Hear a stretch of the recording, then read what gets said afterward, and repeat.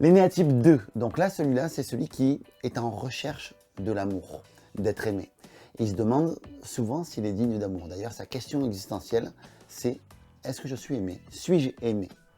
Donc c'est quelqu'un qui va avoir peur du rejet et qui va avoir peur du manque d'amour également.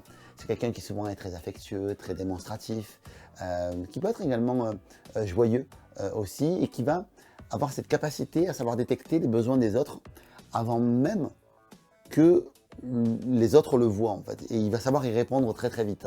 Il surdéveloppe ça. Vous vous rappelez, c'était la petite fille qui demande à son papa s'il a besoin d'une bière et qui est assez absent, son papa. Et quand, quand elle le valorise, quand le papa la valorise, quand elle lui amène de la bière, elle se dit « Ah, finalement, quand je fais pour mon papa quelque chose, en fait, eh bien, il m'aime plus. » D'accord. Donc, ce sont des gens qui sont vraiment dans la confusion entre est-ce que, donc c'est le centre émotionnel, aussi, comme on l'a vu hein, dans la figure, et ce sont vraiment des gens qui se disent je ne peux pas être aimé si je ne fais pas quelque chose pour les autres. Donc ça, c'est vraiment quelque chose d'important. Et alors, ce sont des gens qui, inconsciemment, vont générer de la dette. Ils vont, en fait, finalement, générer de la dette inconsciente. Alors, il peut y avoir de la dette, évidemment, traditionnelle, on va dire avec d'argent, admettons, mais c'est aussi de la dette émotionnelle qu'ils vont générer. Donc, ils vont chercher vraiment à éviter à avoir tendance à rendre beaucoup de services. Et le fait de rendre service, ça va générer de la dette émotionnelle qui fait que par la suite, voilà, c'est une manière pour eux de tenir l'amour quelque part. Okay. Donc, ils vont chercher à éviter leurs propres besoins et ils vont être, ils veulent, on va plutôt être reconnus pour leur engagement vis-à-vis des autres. Donc, ils peuvent avoir aussi un côté très orgueilleux de ce fait d'aider tout le monde, d'être voilà. Donc souvent on retrouve des professions comme des infirmiers qui sont des serveurs. Voilà, c'est vraiment des gens qui sont vraiment au service et donc ils peuvent avoir cet orgueil qui peut ressortir. Alors on va parler tout à l'heure de vanité pour le 3. C'est très différent de faire la différence entre l'orgueil et la vanité. Là où l'orgueil c'est je sais que je vaux quelque chose, et je sais que je suis quelqu'un je n'ai aucune certitude là-dessus. Là où la vanité, elle, c'est plus je préfère paraître.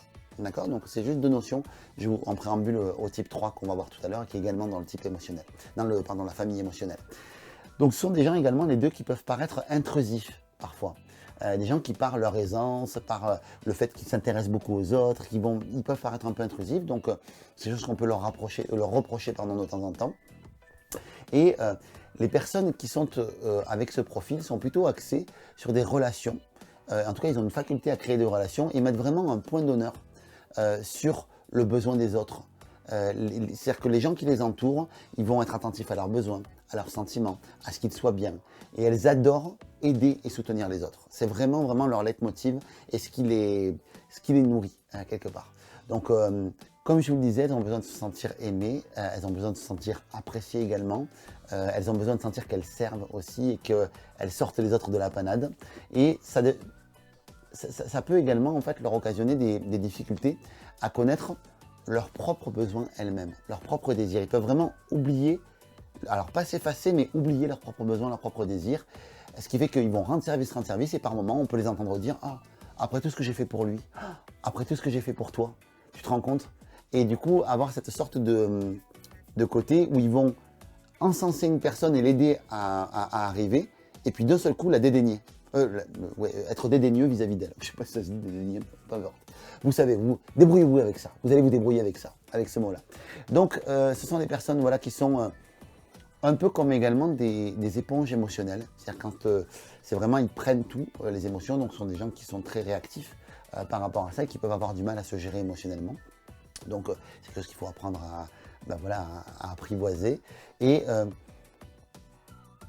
voilà, et qui auraient tout intérêt finalement à apprendre à poser leurs limites pour éviter d'entrer là-dedans. Okay. Donc ce sont des gens qui vont avoir tendance à faire des câlins, à être proches des gens. Et puis voilà, il faut juste leur apprendre à s'occuper d'elles-mêmes. Si on parle de leur peur de base, c'est d'être indigne d'amour. Ça c'est une peur, c'est d'être rejeté, c'est de manquer d'amour. Leur désir de base, ça va être de se sentir aimé et apprécié.